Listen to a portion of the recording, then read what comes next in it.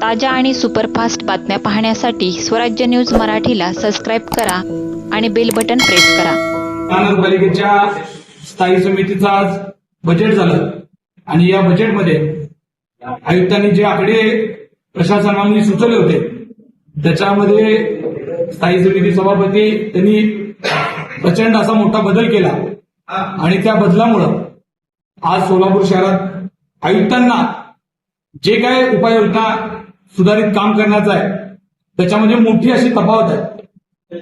खास करून झोनला याआधी आयुक्तांनी सुचवलेला अंदाज असा होता, मानधनी कंत्राटी सेवकांवरचा खर्च जो आहे तो 1,10,00,000 रुपये आणि तिथं सभापतींनी आता 50 लाख रुपयाची तफावत चेंज करून फक्त कपात करून तिथं 60 लाख रुपये.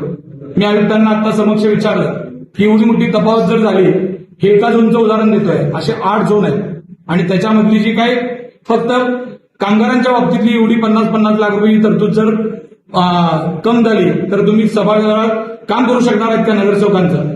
तर आयुक्तांचं म्हणणं आहे की कुठेही काम होणार नाही.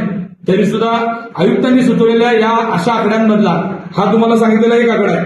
रस्ते दुरुस्तीसाठी आयुक्तांनी 25 लाख रुपये सुचवले होते, सभापतींनी 15 लाख रुपयाची प्रत्येक झोनला कपात करून फक्त 10 लाख रुपये ठेवले. गटारी सुधारणामध्ये आयुक्तांनी सुचवलेला अंदाज आहे त्याच्यापेक्षा 10-15 लाख रुपयाचा आकडा कमी केला.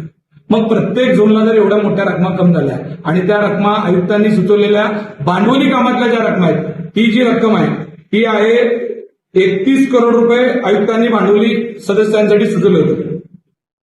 महसुली भांडवलीतनं 31,74,04,000 रुपये हे आयुक्तांनी सुचवलेला अंदाज आहे आणि आता स्थायी समितीने त्याच्यामध्ये वाढ करून 101,51,60,000 रुपये एवढी मोठी वाढ केली. म्हणजे एकीकडे सदस्यांची जिथे कामं असणार आहेत तिथली कामं काढलेली आहेत आणि इकडं भांडवलीमध्ये एवढ्या मोठ्या प्रमाणामध्ये निधी वाढ केलेला आहे. म्हणजे माझं तर असं म्हणणं होतं की आयुक्तांनी दिलेले उत्पन्नाचे जे आकडे आहेत ते फुगवलेले आकडे आहेत आणि त्याच्यामध्ये आता ह्यांनी जर प्रशासनाने एवढ्या मोठ्या प्रमाणात रकमा जर झोनच्या कमी झाल्या, दुरुस्ती आणि देखभालच्या कमी झाल्या तर आपल्याला प्रचंड अडचणीला सामोरं नगरसेवकांना जावं लागेल. त्यांना कोणत्याही कामं करता येणार नाहीत अशी परिस्थिती येईल का काय? आणि आयुक्तांना जर जेव्हा बोललं की आयुक्त साहेब या बजेटशी आपण सहमत आहेत का, तर आयुक्त म्हणतात हा माझा अधिकार नाही, हे सभागृहाचा अधिकार आहे आणि सभागृहाने जो निर्णय घेतला तो त्यांचा अधिकार आहे. पण मी आता सभागृहातल्या सगळ्या सदस्यांना विनंती करत होतो की तुम्ही बोला या विषयावर, हे खूप महत्वाचा विषय आहे. कारण लोकांची कामं जिथं ज्या झोनला आहेत तिथंच जर पैसे नसतील तर प्रशासन काम कसं करू शकतं? म्हणजे एकीकडे आत्ताच्या बघा ना तुम्ही, मी आयुक्तांनी भांडवली कामातल्या रकमेमध्ये किती मोठी तफावत आहे, तर 69 कोटी रुपयाची तफावत आता त्यांच्यामध्ये. म्हणजे येणाऱ्या काळामध्ये वर्षभरामध्ये आपल्याला कोणताही कारभार आपल्याला करता येईल का नाही. आता हाच बजेट परत बोर्डामध्ये जाणार आहे. बोर्डामध्ये अजून तुम्हाला माहित आहे की ह्याच्यात आकडे फुगवलेच जातील. आकडे वास्तविक आकड्यांमध्ये खूप फरक आहे. 150 करोड रुपये असे आहेत की ते आपल्याला प्रॅक्टिकली मिळालेले नाहीत.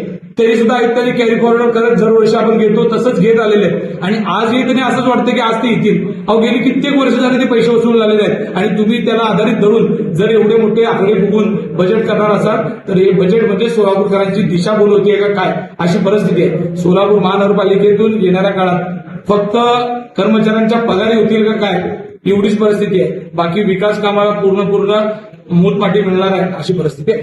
पत्र आम्ही आता त्यांना मी सांगितलं की या ह्याच्याशी मी एकमत नाही आहे, तर त्यांनी सांगितलं की आम्ही बहुमताने करू. आम्ही म्हणत होतो आपण ह्याच्यामध्ये सूचना दुरुस्ती करून घ्या, काही गोष्टी आमचा ऐका बदल करून घ्या, कारण ज्या गोष्टीला